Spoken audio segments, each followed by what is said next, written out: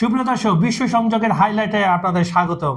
এখানে আমরা বিশ্বের নানা প্রান্তের সব নিউজগুলো দেখাবো এবং সপ্তাহের একদম পিন পয়েন্ট যেগুলা খুব হট টপিক সেটা নিয়ে একটা হাইলাইট তৈরি হবে। থাকুন আমাদের সঙ্গে, থাকবে নতুন নতুন গেস্ট। ধন্যবাদ সবাইকে।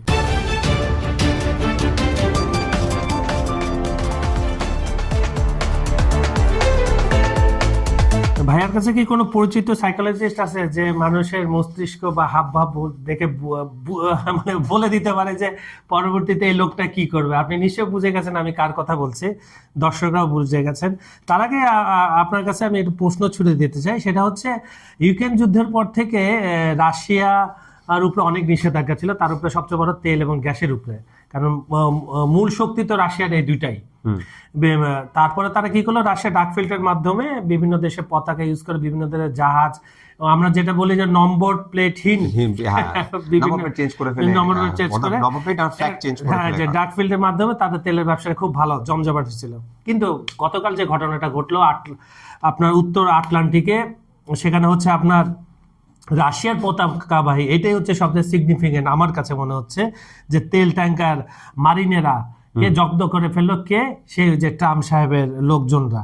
এখন এই যে করলো, আমরা জানি যে অ্যাজ এ ফ্রেন্ড পুতিন এবং ট্রাম্পের খুব ভালো সম্পর্ক, যদিও সেটা স্বার্থ সংশ্লিষ্ট আমরা বলে থাকি। এই যে মাঝখানে যে ক্যাবাসটা ঢুকাই দিল ট্রাম্প, এটা কেন ঢুকাইলো, কি হইলো বুঝলাম না কিছু। আসলে আপনি যে ভেনেজুয়েলা ঘটনা থেকে হঠাৎ করে, এটা হচ্ছে আমার কাছে যেটা আপনি যেটা বলছেন, ভেনেজুয়েলা ঘটনা থেকে আসলে যেটা হলো, বেসিক্যালি ভেনেজুয়েলা ঘটনায় আসলে যুক্তরাষ্ট্র জিনিসটাকে পাত্তা দিক বা না দিক, এক ধরনের সমালোচনা তৈরি হয়েছে এবং বিশ্বব্যাপী এটা একটি কঠোর সমালোচনা। এবং সবচেয়ে বড় বিষয় হচ্ছে আমেরিকার মধ্যেই, আমেরিকার ভিতরেই কিন্তু এটা নিয়ে, যুক্তরাষ্ট্রের ভিতরে এটা নিয়ে কিন্তু এক ধরনের সমালোচনা তৈরি হয়েছে। তো এখন এই যে কোনো সমালোচনা আসলে দীর্ঘায়িত করার জন্য কোনো রাজনৈতিকভাবে কোনো ভালো সিদ্ধান্ত না। সে কারণে আমার কাছে মনে হচ্ছে এই মুহূর্তে একটা ট্রাম্প প্রশাসনের একটা অপশন দরকার ছিল, যে অপশন থেকে বের হয়ে আসা, এই ভেনেজুয়েলা থেকে বের হয়ে আসার জন্য। এখন বের হয়ে আসতে গিয়ে এমন একটা কাজ করে ফেললো যে মানে যার তার না, একদম রাশিয়া তেলবাহী জাহাজ আপনার তারা জব্দ করে ফেললো। এটা কি সরাসরি আগুনে তারা হাত দিল নাকি? আমার কাছে মনে হচ্ছে যে ছোট ঘটনাকে ঢাকতে গিয়ে বড় একটা আরেকটা ঘটনা ঘটিয়ে ফেললো। মানে আপনি বলছেন সাইকোলজি, আসলে এই যে মানসিক রোগ বা মানসিক যে সমস্যা যেভাবে বলি না কেন, এটা আসলে কারোর পক্ষে বোঝা সম্ভব না নেক্সট আসলে কি। এটা সবচেয়ে বড় ঝামেলা যেটা হয়ে গেল, সেটা হচ্ছে রাশিয়া এতদিন কিন্তু ভেনেজুয়েলার ইস্যুতেও রাশিয়া কিন্তু অনেকটা রাগঢাক রেখে কথা বলছিল।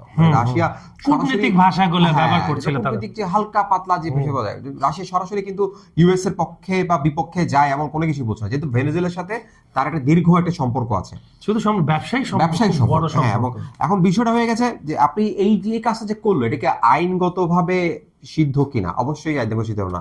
যে আমরা একটা জানি, একটা জাতিসংঘের একটা আইন আছে যেটা 1982 সালে তৈরি করা হয়। সেই আইনে কিন্তু কোনো মানে এই আন্তর্জাতিক টেরিটরিতে, আন্তর্জাতিক জলসীমার মধ্যে যে আপনি কোনো ধরনের বিদেশি কোনো পতাকাবাহী জাহাজ, বৈধ জাহাজকে আপনি আটক করতে পারবেন না। কিন্তু এখন সমস্যা হচ্ছে কে কার কথা শোনে। এখন ইউএসএ তো আসলে কথা শোনার পর্যায়ে নেই, তার আসলে এক ধরনের এটা ইউএসএ বলে ভুল হবে, এটা ট্রাম্প একদম সরাসরি। হ্যাঁ, ট্রাম্প প্রশাসন আসলে মানে এই ধরনের ঘটনা আমরা আগে আসলে এইভাবে দেখিনি। দিন যত যাচ্ছে এগুলো বাড়ছে ঘটনা। তো এই জায়গাটার মধ্যে সবচেয়ে বড় যে ঝামেলা আছে, রাশিয়া যেটা বলছে যে এটা আপনারা হয়তো আজকে রাশিয়ার তেলবাহী ট্যাঙ্কার জব্দ করছে, কালকে হয়তো বলছে যে আরেকটা দেশে জব্দ করতে পারে, এটা ইন্ডিয়ার হতে পারে, এটা আপনার চীনের হতে পারে।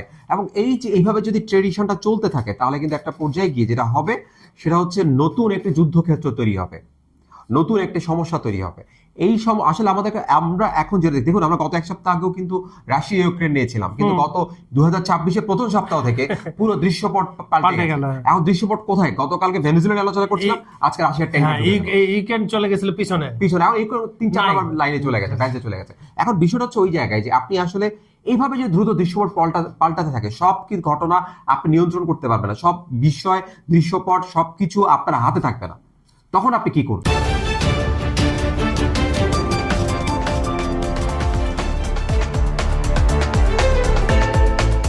নাপা, আমি এভাবে হাত দলতেছি কেন বলেন তো? কারণ আমার যে ট্রাম্প কাকুর কথা মনে পড়লো। আমার মনে হয় আপনি উত্তাপ ছড়াতে যাচ্ছি, কারণ হচ্ছে উনি এখন হাত ধরলে কোথায় যে কাকে আবার তুলে নিয়ে আসে, কারণ আপনার বন্ধুর তো কোনো নাই, কখন কি করে। যাক, সে কথা হচ্ছে, এখন আপনার ট্রাম্প তো সরাসরি বলে দিল ভেনেজুয়েলা সে শাসন করবে, এবং অনেকে ভয় পাচ্ছে যে ভাইস প্রেসিডেন্টকে কেন রেখে দিল, প্রেসিডেন্ট হিসাবে, এটা কিন্তু আমেরিকাই করেছে, অন্য মাচাদোকে কেন না, বলে মাচাদো কোনো ইন্টারেস্ট না, উনি নোবেল টোবেল নিয়ে থাকুক, আমাকে সে বলছে আমি অ্যাপ্রিসিয়েট হয়েছি, শেয়ার করছে আমার সাথে, সে শান্তি নিয়ে থাকুক, এ চলবে। পুরাতন রেজিমের একজনকে রেখে দিল, কারণ হচ্ছে তাহলে একটু ধমক টমক দিয়ে কাজ করাতে পারবে। আর এখানে আসল খেলা তো তেলের। একটু বলেন দর্শকদের। মানে আমার কাছে মনে হচ্ছে কি ট্রাম্প না সবকিছুকে সব মনে হচ্ছে যে সেই শুধু মানে যে কাকের মতো, আমি চোখ বন্ধ করে রেখেছি আর কিছু দেখছি না, তার মানে কেউ দেখছে না, কেউ মানে দেখছে না। সে তার মতো করে সবকিছু বলে যাচ্ছে, তার মতো করে আইন করছে, তার মতো করেই কাজ করছে, এবং সারা বিশ্বকে সে কিন্তু তার মতো করে বোঝাচ্ছে।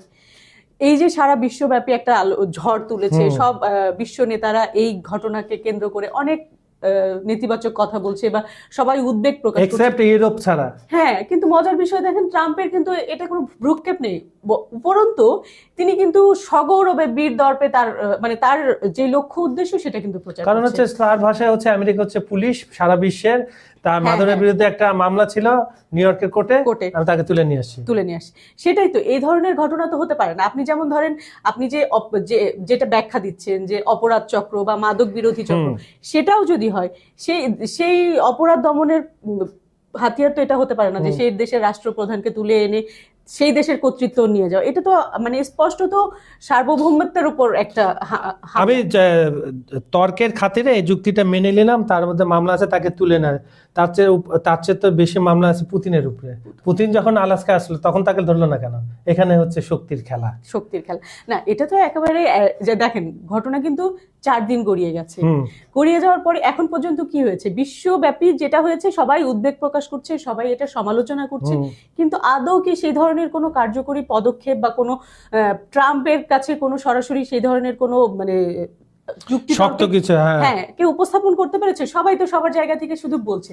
এই যে এই ঘটনাটা, এটা কত বড় একটা অশনি সংকেত হয়ে গেল বিশ্ব রাজনীতির ক্ষেত্রে, সেটা তো সারা বিশ্বব্যাপী মানুষ বুঝছে।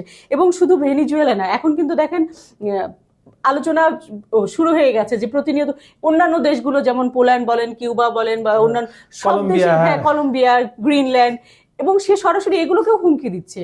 কিন্তু আপনার ওই যে আমি একটু একটা জিনিস মিস করে ফেলেছি, সেটা আমি বলে দিই দর্শকদের, আপনাকে ভেনিজুয়েলায় রাশিয়া এবং চীনে যে ইনভেস্ট আছে, এখানে কিন্তু মার্কিন যুক্তরাষ্ট্র হাত দিবে না। দুইটা কারণ, চীনে হাত দিবে না কারণ হচ্ছে চীনের রেয়ার আর্থ যায় আমেরিকা, এখানে বন্ধ করে দিবে।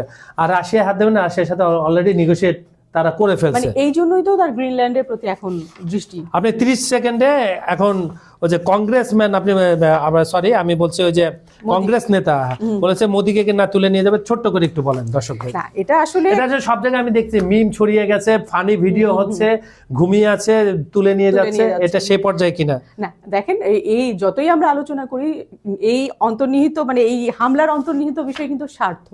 হ্যাঁ, যেমন ভেনিজুয়েলা বলেন, গ্রিনল্যান্ড বলেন, তাদেরকে আমরা যেটা একটু আগে বললাম, তাদেরকে সবাইকে কেন হুমকি দেওয়া হচ্ছে? যে তাদের বিরল খনিজ সম্পদটাই আসলে মেইন উদ্দেশ্য। তো ভারত আসলে সেই জায়গা থেকে অনেকটাই পিছিয়ে আছে। না, কেন পিছিয়ে? তাদের জনসংখ্যা আছে, সম্পদ নিয়ে চলে যাবে। আরেকটা বিষয় আছে, ট্রাম্প কিন্তু তাদেরকেই টার্গেট করছে, ভারতকে টার্গেট করবার মতো এখনো তৈরি হয়নি। ভারতকে যদি টার্গেটই করতে হয়, তাহলে তৃতীয় বিশ্বযুদ্ধের যেটা আমরা বলছি সেরকম পদক্ষেপের দিকে গেলে সেটা হতে পারে। আর আসলেই তো এটা ভারতীয় যেটা বলছিল, ভারতের রাজনৈতিক বিশ্লেষকরা বলছে এটা ভারতের সার্বভৌমত্বের জন্য একটা লজ্জাস্কর। কারণ পারমাণবিক শক্তিধর একটা দেশ, সেই দেশে মানে আসলে ভেনিজুয়েলাকে নিয়ে গেছে বলে যে মোদিকে নিয়ে যাবে, এটা সেরকম বিষয়। এবং ঠিক 2 দিন আগে এই ট্রাম্পের একটা স্টেটমেন্ট আপনার চোখে পড়েছে, সে বলেছে মোদি খুব ভালো মানুষ, ভারত খুব সুন্দর, কিন্তু আমাকে খুশি করা তাদের, আমাকে খুশি করলে তোমরাও ভালো থাকবে। যাক, আমরা খুশি করার চেষ্টা করবো আমাদের ট্রাম্প কাকুকে এবং আপনার বন্ধুকে, নাহলে তো রাতে ঘুমাতে পারবো না ভয়। সুপ্রিয় দর্শক, বিশ্ব সংযোগের আজকের এই অনুষ্ঠানটা আপনাদের কেমন লাগলো অবশ্যই কমেন্টে জানাবেন। আমাদের অনুষ্ঠানে কি কি ভঙ্গিমায় হলে আপনারা আরো পছন্দ করবেন সেগুলো আমাদের পরামর্শ দেবেন, কারণ এই অনুষ্ঠানটা আপনাদের জন্য। আমরা নিজেরা যে আমরা খাস বাংলা বলে বকর বকর করি, আপনাদেরকে ইনভলভ করি। আমরা জানি যে আপনারা সামনে বসে আছেন বা আমাদের পাশে বসে আছেন, চা খাচ্ছেন, আমরা আলোচনাটা সেইভাবে সহজ করার চেষ্টা করি, কিন্তু তথ্যগুলো থাকে সঠিক, কারণ আমরা এই একটা অনুষ্ঠান করার আগে প্রচণ্ডভাবে রিসার্চ করি, এবং আপনারাও এটা মিলিয়ে দেখবেন। যদি ওখানে ভুল ভ্রান্তি থেকে থাকে আগে ক্ষমা চাচ্ছি, এবং আমাদেরকে ধরিয়ে দেবেন ভুল। আমাদের ভিডিওগুলো লাইক কমেন্টে শেয়ার করবেন, আর পৃথিবীর কোন প্রান্ত থেকে দেখছেন আমাদের এই অনুষ্ঠানটা আমাদেরকে জানিয়ে দেন, এবং বিজ্ঞাপন ও প্রমোশনের জন্য ডেসক্রিপশনে দেওয়া নাম্বারে যোগাযোগ করতে পারেন। আজ এখানে বিদায় নিচ্ছি, ভালো থাকবেন, সুস্থ থাকবেন, এবং দেশের যা মানে সারা বিশ্বের অবস্থা, সাবধানে থাকবেন। ধন্যবাদ সবাইকে। ধন্যবাদ সবাইকে।